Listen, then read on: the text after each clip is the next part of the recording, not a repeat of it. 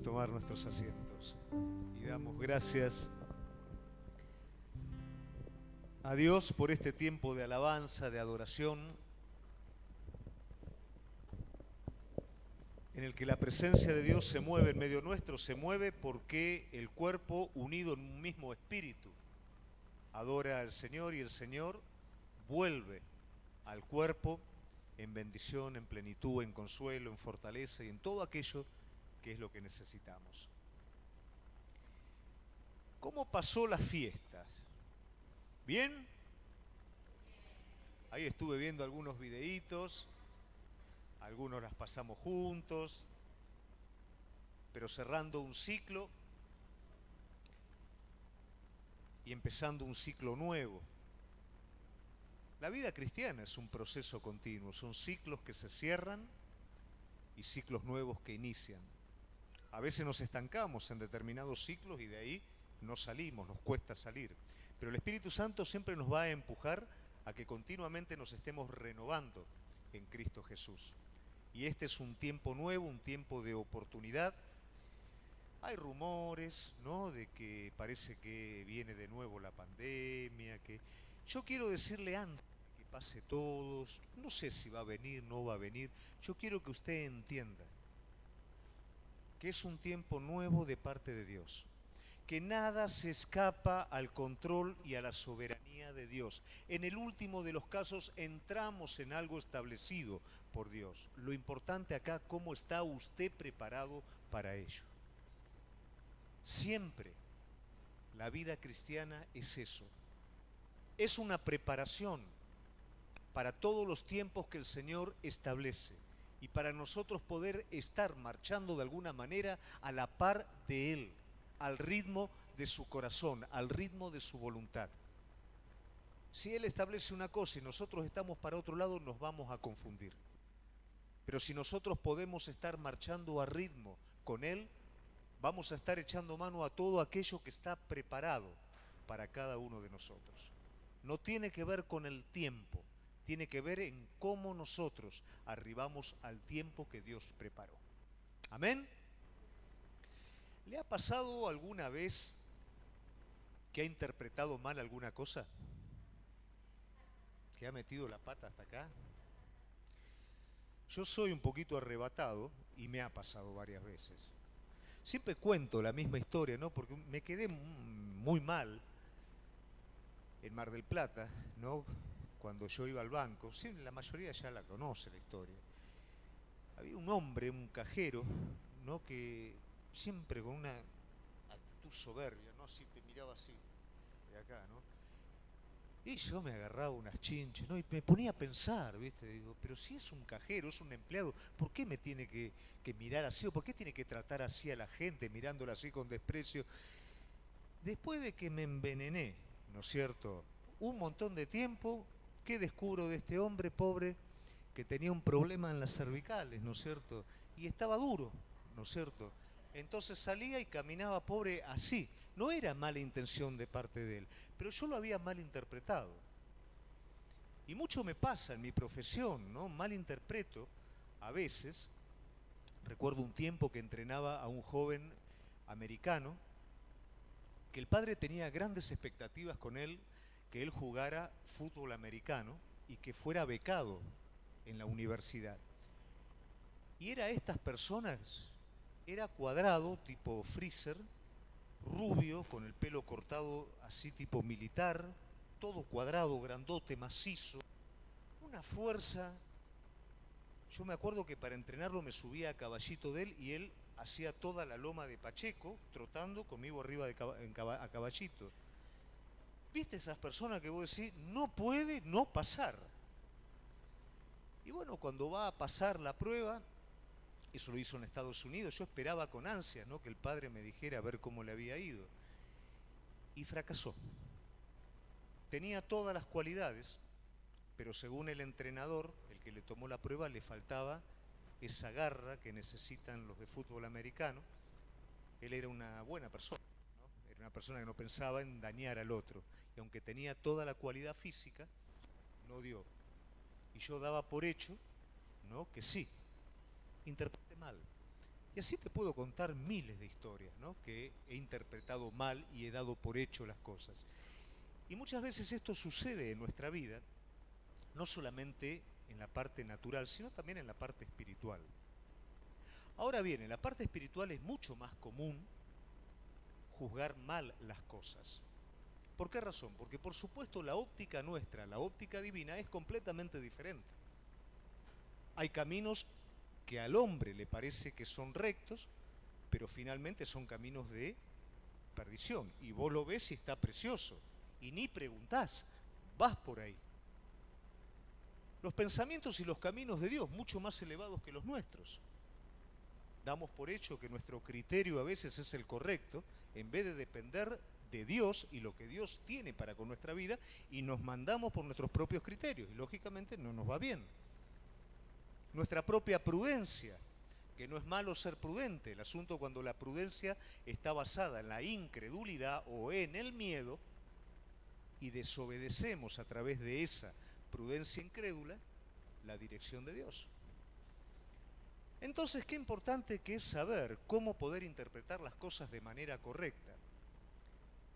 Y uno como pastor tiene un anhelo sobre la vida de cada una de las personas que Dios le dio como responsabilidad para servir. Y en el caso mío, es que usted se convierta en un fanático buscador de Cristo. Que sea una persona que anhele la revelación de Cristo de manera continua. ¿Por qué razón? Porque en ese conocimiento espiritual es en el que usted va a juzgar las cosas de manera correcta y va a interpretar las cosas de forma correcta. Si no, de lo contrario es imposible. Vamos a llegar a los últimos años de nuestra vida y aún no vamos a tener un conocimiento completo de Jesucristo. Eso no quiere decir que recién los últimos años de nuestra vida lo vamos a conocer. Basta que hoy seas un buscador comprometido para que tengas el conocimiento de Cristo necesario para el tiempo presente, y eso está bien, pero eso te tiene que desafiar a buscar más, porque hay tanto que no te va a alcanzar la vida. Sin embargo, muchas veces hay personas que se conforman con muy poquito de Cristo, con un conocimiento incompleto de Cristo. Y ojo, que cuando recién empezamos, si nuestra intensidad es lo suficiente, siempre tenemos el mismo problema. Si nuestra intensidad es lo suficiente, vamos a tener el conocimiento que necesitamos para la responsabilidad que tenemos por delante. Pero si nos quedamos ahí con lo viejo, con lo que ya conocemos, con lo poquitito que tal vez, bueno, abrí, leí el versículo, ah, qué lindo, Cristo me salvó, listo. Vas a tener un conocimiento incompleto y no vas a estar a la altura de las cosas que se presentan. ¿Por qué? Porque vos decidiste convivir con ese conocimiento incompleto. No decidiste ir un paso más para allá, comprometerte con una búsqueda más intensa, interpretar las cosas como realmente el Señor las ve. Entonces el desafío que hoy quiero presentarte es un crecimiento verdadero. Y ese crecimiento verdadero solamente va a acontecer en nuestra vida conforme a nuestra búsqueda de Jesucristo. Amén. Cuando nosotros vemos la vida del apóstol Pablo, vamos a ver la vida de un siervo de Dios que entra en aquellos que son los apóstoles fundacionales, como prácticamente el último orejón del tarro. Él no lo conoce de manera presencial a Cristo, él es perseguidor de la iglesia. Cuando él se convierte, no lo quiere nadie. La iglesia no lo quiere porque perseguía a la iglesia, los judíos no lo quieren porque se hace cristiano. O sea que pobre, un conflicto de aquellos. Sin embargo, aunque Pablo, ¿no es cierto?, que es ese nombre cambiado, transformado, que quiere decir pequeño, último, como él se definía, abortivo entre todos los demás, vive una dinámica espiritual muy distintiva respecto al resto de los apóstoles. Vemos que él abre iglesias, no para un momento, es misionero, va a los gentiles, nada lo detiene. Pero hay un secreto en este hombre de Dios que no se habla mucho en la palabra. Y son 3 años que él pasa en Arabia. 3 años que él pasa retirado con Cristo. Retirado en conocer más a Cristo, en conocer esa fuente que a él lo va a convertir en este hombre de Dios imparable. Pese a haber entrado con desventaja, ahora no solamente se nivela con el resto de los discípulos, sino que los sobrepasa. ¿Por qué razón? Porque él tuvo un conocimiento, una revelación profunda de Jesucristo. ¿Cuándo? En esos tiempos de en Arabia, en esos 3 años en los que él se dedicó a buscar, a comparar la palabra de Dios con Cristo, a vivir, a ver su experiencia viva a través de la palabra de Dios, a encontrarse él en Cristo. Entonces cuando él vuelve ya no lo para absolutamente nadie. Y fueron 3 cosas que él tomó como desafío en ese tiempo en el desierto, en ese tiempo en Arabia.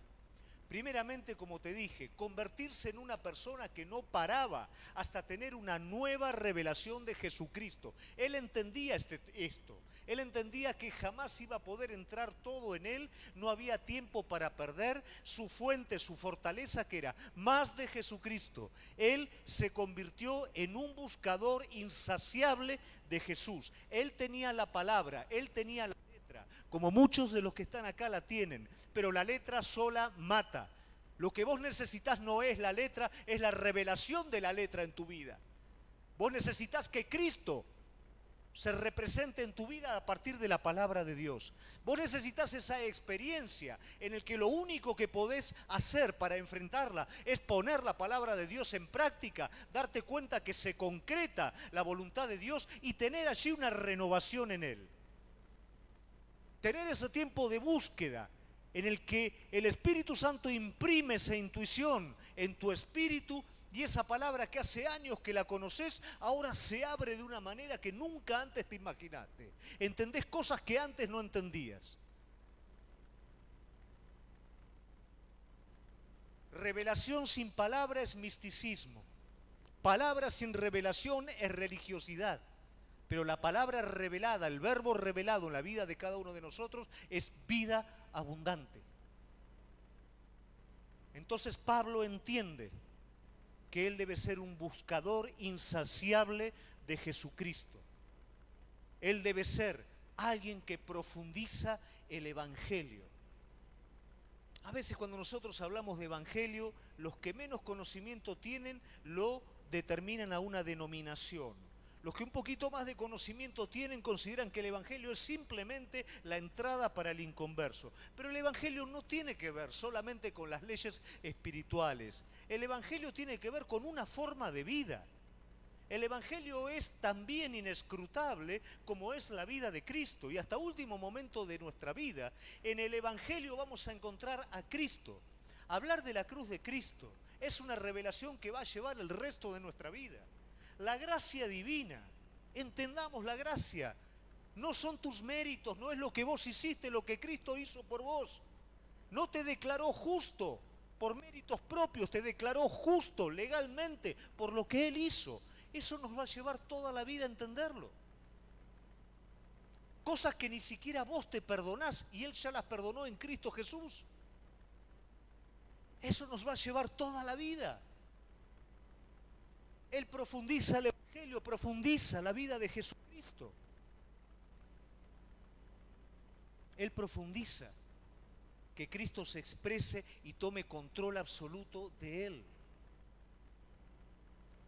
A veces tenemos nociones del Espíritu, a veces tenemos un poquito de fuerza para morir a algo, pero acá Pablo dice: esto no me alcanza, yo no quiero esto solo, yo quiero que Cristo tome el control absoluto de mi vida. Yo quiero que mi respirar sea Cristo, mi sí no sea Cristo, mi pensar sea Cristo. En lo pequeño y en lo grande, que Cristo se exprese continuamente en mí, por eso ya no vivo yo, Cristo vive su vida a través de la mía. Ese es el compromiso que toma Pablo en ese tiempo. Y Pablo adquiere un compromiso insaciable con la prédica del Evangelio, insaciable y ascendente. No me conformo con predicar a los gentiles, a los judíos, a los griegos y a quien sea, a todo el mundo. Lleno el mundo con la predicación del Evangelio. Porque es tan grande lo que Dios me dio que no lo puedo retener. No puedo vivir como si eso no existiera. No pueden pasar al lado mío personas que se pierden y yo ser indiferente a ellos. No puedo tener una pequeña relación con alguien que sepa que yo voy a la iglesia y luego me olvido y jamás en mi vida vuelvo a hablarle de Cristo a él. No me alcanza eso. Pablo tiene un compromiso profundo. Cada persona que está al lado mío tiene que conocer a Cristo. Cada persona que de alguna manera, aunque sean mis carceleros, que me tienen ahí detenido, ellos tienen que conocer a Cristo. Y el mundo entero tiene que conocer a Cristo. Entonces Pablo viene del desierto de 3 años que para el hombre natural serían 3 años perdidos, con una revelación profunda de Cristo, del Evangelio, de la vida de Jesucristo y ansias crecientes de predicar este mensaje. Hoy estamos viendo lo que pasa, hoy vemos lo que pasó en el Congreso, hoy estamos viendo todo el asunto de género, nos enojamos, peleamos contra eso, prediquemos a Cristo. Contrarrestemos esa ideología con un mensaje de poder. No nos peleemos con la gente. Ellos necesitan conocer a Cristo. Pero si no hay quien les predique, no hay quien les hable, es fácil decir, estos mirá lo que hacen, estos hacen esto, estos hacen lo otro. Pero a ver el mensaje que tenemos nosotros, ¿para quién es? ¿Para nosotros que estamos aquí o para quien no conoce? No nos peleemos con ellos. Hablemosles de un Cristo vivo. Ese mensaje que Pablo tenía en su corazón, ese compromiso que Pablo hizo durante esos 3 años. Que eso esté presente en nuestras vidas. Ahora eso en estos 3 años fue impreso en el corazón de este hombre de Dios. Entonces vamos a ver que en sus cartas continuamente Pablo, explícita o implícitamente, esto continuamente lo transfiere al resto de la iglesia. Un hombre que es un buscador de Dios continuamente le va a hablar a la iglesia de buscar a Cristo. Y vos le vas a venir, ay, pastor, no sabe el problema que... ¿Buscaste a Dios? Ay, no sabe lo que me hizo. ¿Buscaste a Dios? Todo va a ser eso, porque esa es la base. Esa es la perspectiva correcta. El conocimiento de Jesucristo me va a dar la perspectiva correcta de cada cosa en la vida. ¿Con cuántas cosas te estás peleando? Te estás peleando con tu madre, con tu padre, con tu hermano, con las circunstancias, con la economía. Pero en esa búsqueda insaciable de Jesucristo, ¿no te animaste a verlo desde la perspectiva de Él? ¿Qué está pasando con eso? Pablo aprendió este principio y todo buscador de Dios aprende que en la soberanía divina todas las cosas están sujetas a Él, todas las cosas cooperan a bien y aprende a conocer en medio de cada una de esas situaciones qué es lo que el Señor tiene preparado. Vamos a ver que en el libro de Filipenses Pablo arranca la presentación hacia su iglesia, transfiriendo estos principios que te estoy contando a la iglesia. Él se presenta a la iglesia y él tiene, dada la situación que los filipenses están atravesando, él tiene que alentar a la iglesia. Entonces vos te vas a dar cuenta, vas a ver en el libro de Filipenses, en el capítulo 1, en el versículo 2, que él arranca con una salutación y esa salutación dice gracia y paz. Y uno lo pasa de largo eso, ¿no? Porque dice, bueno, esta es la introducción. No, pará. Si bien era un latiguillo que tenía un costumbrismo que tenía que ver con el saludo, gracia y paz constituye la esencia de la vida espiritual de cada hijo de Dios. Gracia es el don inmerecido recibido por la obra de Jesucristo. Paz es el producto de la gracia en nuestra vida. ¿Por qué no tenemos a veces paz en nuestra vida? Porque no confiamos en la gracia. El apóstol Pablo nos habla de profundizar, de esforzarnos en esa gracia divina. Hoy te predican, te hacen recordar que no son tus méritos, son los de Cristo y salís aquí bárbaro. Pero mañana viene el enemigo y te acusa. Te hace ver la realidad de lo que vos sos. Y vos te mirás a vos mismo, inmediatamente caés bajo la acusación del enemigo.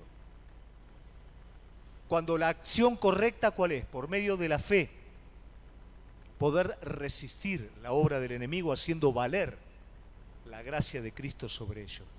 Te mirás a vos mismo y te detenés en el camino, porque no sos apto en vos, sos apto en Cristo. Pero cuando realmente vos ves que no tenés fuerzas, no podés, pero Él sí lo hace en vos y a través tuyo, ¿qué viene como producto de eso? Paz. Entonces no es solamente un saludito, no es como, ¿qué tal? Nos vemos, cuídate. No, no es eso, es algo mucho más, es algo representativo. Gracia y paz. ¿Quién entiende esto? Alguien que durante 3 años de búsqueda continua tiene una revelación profunda de Jesucristo. En el versículo 5 nos habla también de el gozo, ¿no? De la comunión que tenía la iglesia en el Evangelio, dice.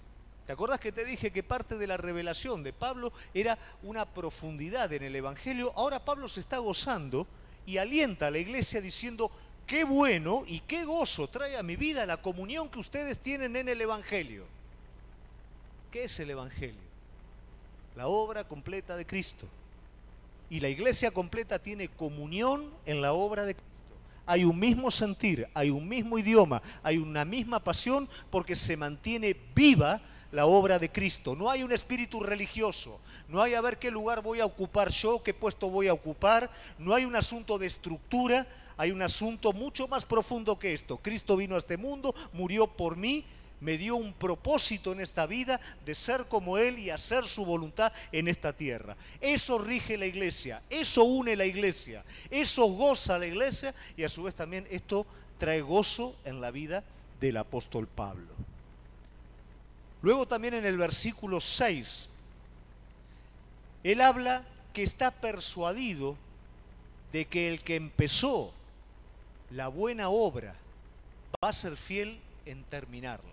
¿Qué quiere decir esto? El que empezó en tu vida, en mi vida, aunque vos te veas y no te guste lo que ves, Él termina la obra que empezó. Él es el que convierte a Jacob en Israel. Y ojo que Israel seguía teniendo un poquito de Jacob, pero Él ya lo llama Israel, lo justifica. Él te llama hijo perfecto. Aunque tenés un poquito de falla por ahí, tenés algunas goteras, hace agua en algún lugar el tanque, eso a todos nos pasa, pero Él te declara perfecto, porque su Hijo es perfecto. Vos no sos perfecto, su Hijo es perfecto. Y vos bajo esa misericordia crecés. Entonces Él está diciendo, yo en el desierto, ¿qué aprendí? Y yo perseguí a la iglesia. Yo tengo un aguijón que 2 por 3 viene Satanás y y me deja ahí dando vuelta. Pero entendí que ahí se fortalece el poder de Dios porque es mi debilidad y entiendo que aunque haya sido lo que haya sido, Él va a terminar su obra en mí. Entonces Pablo alienta a la iglesia con esta revelación que primeramente él tuvo para con su vida. Y finalmente en el versículo 9 al 11, Pablo ora por la iglesia para que la iglesia ¿qué? Pueda traducir el amor a Cristo en conocimiento espiritual. ¿Cómo empezaba la salutación? ¿Con qué? Con ¿y qué más? Gracia y paz es lo que produce el amor en nuestra vida. No lo amamos nosotros, Él nos ama primero. Y a través de la gracia y la paz en nuestra vida, nosotros volvemos a Él en amor. Pero aquí Pablo le está diciendo a los filipenses, cuidado filipenses, que no sea un amor inmaduro, que no sea un amor emocional, sino que ese caudal se convierta en conocimiento abundante en toda ciencia y conocimiento espiritual de Jesucristo. ¿Para qué? Para que abunden en frutos de justicia y sean presentados irreprensibles delante de Dios. Todo ese amor que digo tener hacia Cristo, ese caudal, canalicémoslo en ese conocimiento continuo, en esa búsqueda continua que me va a dar a mí la perspectiva correcta de las cosas, a través de cómo Cristo lo ve. Entonces, el apóstol Pablo ahora luego de tener una revelación y luego de alentar a la iglesia con esto, ahora Pablo da su ejemplo, lo que a él le toca vivir. Y ahora sí, vamos a ir a los versículos, porque los versículos van a ser los puntos del sermón. No diga, uy, ahora empiezan los versículos, después de todo el sermón. No, no, los versículos van a ser el punto del sermón. Entonces, fíjese el versículo 12.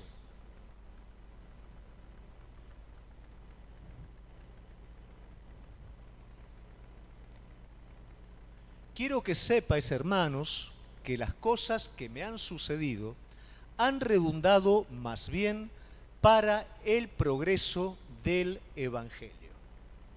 ¿Qué hace acá Pablo para poder transmitir estos principios que yo te dije a través de su experiencia? Primeramente dice, quiero que sepas. Muchas veces en la iglesia suceden situaciones, hay cargas que no todo el mundo las sabe y las conoce. Hay cargas que llevan los pastores que solamente lo pueden compartir por ahí con otros pastores. Otro tipo de cargas pueden compartirse con líderes maduros. Otro tipo de cargas se puede compartir con la iglesia. Pero siempre el pastor, ¿qué es lo que hace? Protege. Pero hay un momento en que es necesario que la iglesia sepa la realidad de las cosas. ¿Por qué razón? Porque si no, de lo contrario, nunca va a madurar el cuerpo y nunca va a crecer. El éxito de la iglesia es un cuerpo maduro. Y si la iglesia vive en una nube cósmica y no baja la realidad de las cosas y vive un evangelio práctico, una comunión con Dios práctica y sólida en la realidad de las cosas, entonces va a ser inefectivo aquello que nosotros creemos. Pablo, entendiendo esto, dice, bueno, chicos, les voy a contar un cuentito, les voy a contar cómo es la realidad de las cosas. Les conté la revelación, los estoy animando en la salutación, pero ahora vamos a los bollos. Les voy a contar cómo funciona esto para que realmente haya fortaleza espiritual en sus vidas. Que las cosas que me han sucedido, ¿qué le sucedió a Pablo? Le sucedió todo. Y si alguien tiraba un tiro al aire, en ese entonces no había arma, le caía a Pablo también, ¿no? A Pablo le sucedió todo. Como a vos a veces te pasa que te suceden todas las cosas, una atrás de la otra. ¿Viste? Como antes de ese programa que era el peor día de tu vida, ¿no? Prende la luz, no anda, te vas a lavar y se te rompe el lavatorio, vas y está el coche con la rueda desinflada. Horrible, todo, una atrás de la otra, una atrás de la otra. Bueno, a Pablo de alguna manera le sucede esto. A Pablo sus mismos compañeros judíos lo quieren linchar.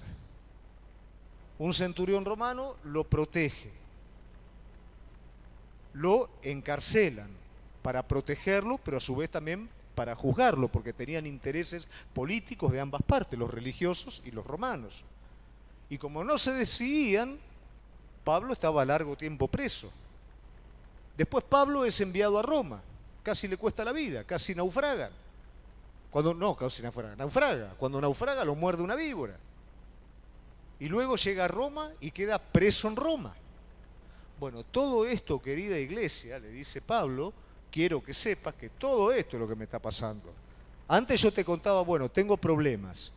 Bueno, te cuento cuáles son los problemas para que te puedas identificar de algo. Pero algo te digo, que todos estos problemas han redundado ¿en qué? En el progreso del Evangelio. ¿Qué quiere decir? Todo esto trajo crecimiento. ¿Cuántos están queriendo crecimiento en sus vidas, en la iglesia y en todo? Entonces, quiero que sepas. Pablo lo dice, no lo digo yo. Quiero que sepas. Si queremos crecimiento, tenemos que interpretar correctamente las cosas. Cualquiera hubiera renunciado tras lo que a Pablo le tocó vivir, una tras otra. Y nosotros a veces, ¿de qué renunciamos? Cuando nos viene una tras otra. Nos enojamos con Dios. Pero así no va para más. Dios, pero te la agarraste conmigo. Es una forma. ignorando que todo esto está preparando crecimiento, porque todo esto te está fortaleciendo espiritualmente, y lo que vos no te das cuenta que cuando peleas una batalla espiritual, adentro es una cosa, pero afuera es otra. Adentro vos estás ahí arañando, ¿no? Pero afuera vos estás emanando vida a otros, estás bendiciendo a otros. Vos no te das cuenta, pero cuando estás en ese tira y afloje, bajan tus decibeles. Sos más humilde, sos más sufrido, hablas menos, tenés palabras más sabias, sabés escuchar, no hablar sobre el otro. Y eso redunda en el progreso del Evangelio, adentro tuyo y a través tuyo. Entonces, esto es lo primero que Pablo les está transmitiendo. Pablo vive la revelación que te comenté, alienta a la iglesia, pero transmite estos principios desde la realidad de la vida, como cada uno de nosotros. Si queremos que realmente haya un crecimiento genuino en nuestra vida y a través de nuestra vida, vamos a transmitir vida a través de cada situación que nos toca vivir. Y si te estás peleando con algo, es que todavía no estás buscando a Cristo en esa magnitud que te permite interpretar aquello contra lo que estás peleando, porque aquello contra lo que estás peleando va a redundar en el progreso del Evangelio. Amén. Versículo número 13. De tal manera que mis prisiones, entonces acá él ya detalla cuál es la situación. Antes habló en una generalidad, pero acá ya están entrando en el detalle. Que mis prisiones se han hecho patentes en Cristo en todo el pretorio y a todos los demás. Muchas de esas situaciones que a vos y a mí nos tocan vivir, ¿no parecen ser prisiones a veces? Ahora yo te hago una pregunta. ¿Para qué lo escogió el Señor al apóstol Pablo?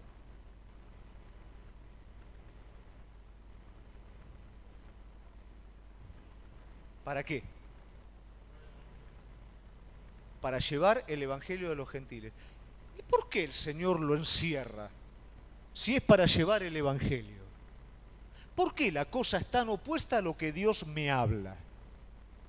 Porque no la entiendo, porque no soy un buscador y no tengo una revelación de Él para entender cada una de las cosas. El Señor lo encierra, no lo encierra el hombre. Una cosa es las cárceles de pecado, de las cuales la obra de Jesucristo abre esas puertas y me liberta, y otra cosa es cuando el hombre intenta detener el propósito de Dios. Pero Dios lo está permitiendo acá ¿para qué? Para que su propósito se cumpla. Pero es necesario un hombre que viva en una comunión íntima con Él y que entienda el propósito. Porque desde esa prisión, que parece ser una limitación, se ha hecho patente, se ha hecho conocido que el testimonio de Cristo, ¿en dónde?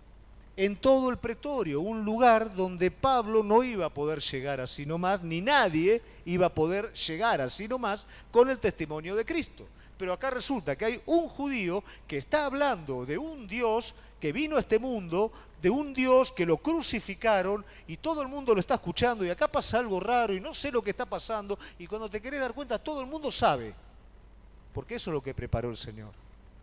¿Cuántas veces nosotros, a través de promoción, de campañas y de un montón de cosas, queremos que el mundo sepa?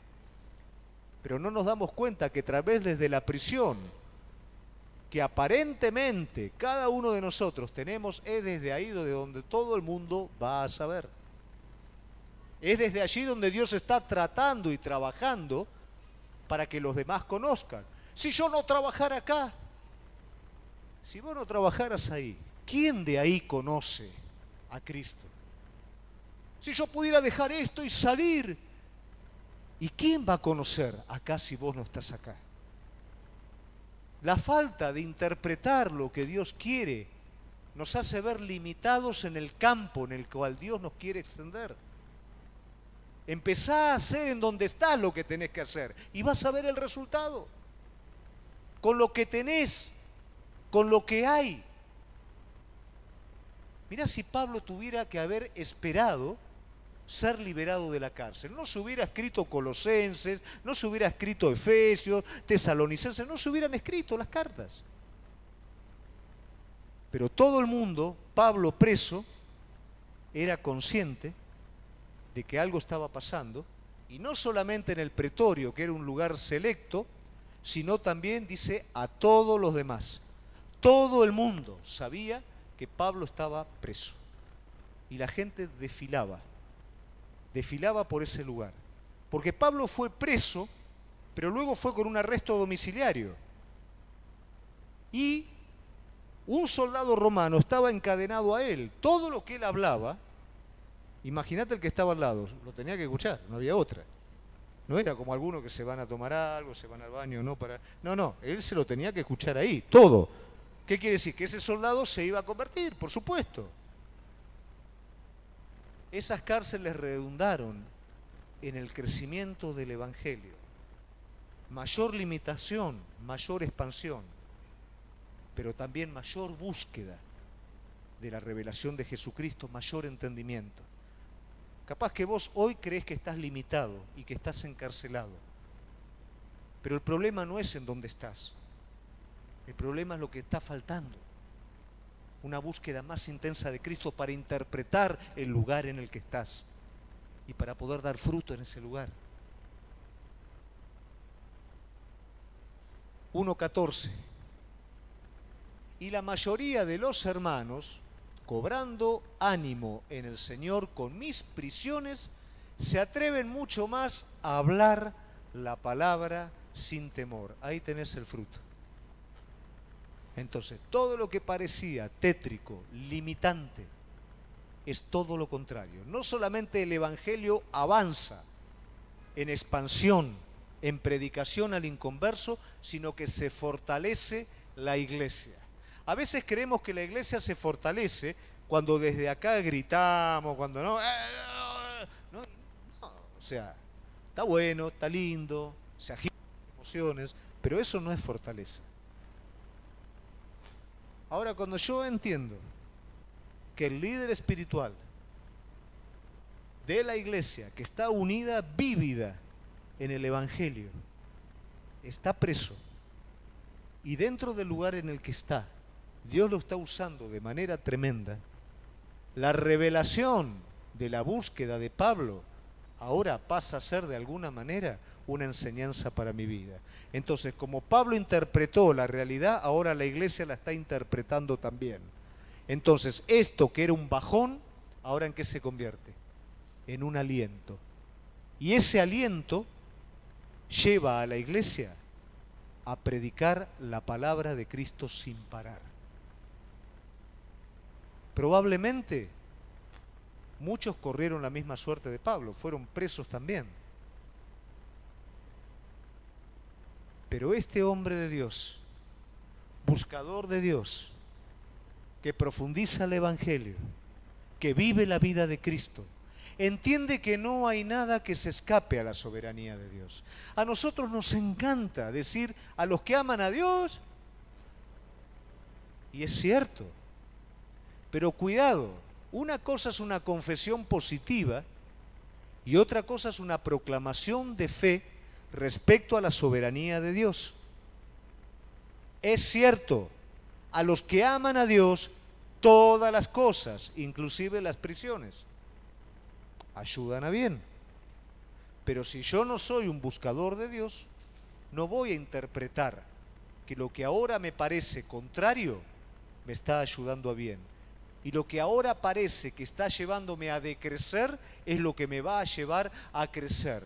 Si yo no soy una persona comprometida en la búsqueda de Cristo, si yo no tengo una revelación continua de Cristo en mi vida, yo esto no lo voy a ver. La cárcel va a ser cárcel, la situación mala va a ser situación mala y no voy a ver lo que Dios tiene preparado en todo ello. Y déjame decirte algo. Aquello de lo cual vos te querés sacar de encima es lo que Dios preparó para que desde ahí crezcas, para que desde ahí hagas crecer a otros. ¿A vos te parece que sin eso todo sería mejor? Pablo consideraría que sin eso todo sería mejor. Pero no hubo desarrollo más grande que cuando Pablo estuvo preso. Día y noche la gente desfilaba para aprender. Día y noche la gente desfilaba y escuchaba el Evangelio en ese lugar. Y acá hay algo mucho más hermoso, y con esto quiero concluir. En Hechos 23:11 me habla de Pablo en la cárcel. Pero mirá lo que pasa en la cárcel. A la noche siguiente se le presentó el Señor y le dijo: ten ánimo, Pablo, pues como has testificado de mí en Jerusalén, así es necesario también que testifiques en Roma. No se le apareció Jesucristo a él en otro lugar. Se le apareció en el lugar del límite. Se le apareció en el lugar antagónico. Se le apareció en el lugar que tal vez si él no hubiera sido un buscador de Dios como fue, no lo podría interpretar. Probablemente él está queriendo encontrarse con vos en esto que vos estás llamando cárcel, para darte un mensaje de aliento, para decirte: acá hay crecimiento, y de la misma manera que has hecho otras cosas para mí, es necesario que lo hagas en todo lo que hay por delante. Pero estoy limitado. No estás limitado. No hay límites. Es desde donde vos estás. Un buscador de Cristo se encuentra con Cristo en el límite. No se pelea contra el límite. Y cuando te encontrás con Cristo en la cárcel, cuando te encontrás con Cristo en el límite, ahí está el mensaje y la revelación. ¿Qué es? Seguí haciendo lo que te mandé hacer. Por eso quiero, querida iglesia, que en este tiempo podamos entender este principio. Hoy los tiempos que vivimos son tiempos de confusión. Tenemos confusión con el mundo, tenemos confusión con nuestra propia carne y tenemos confusión con el enemigo. Salvo que nuestros sentidos espirituales estén alineados con Cristo, producto de una búsqueda intensa del no vamos a saber discernir correctamente.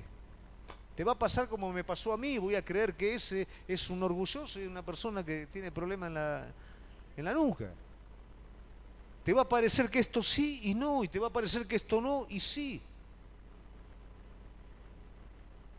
Pero hoy es la decisión nuestra de hacer de Cristo nuestro desafío.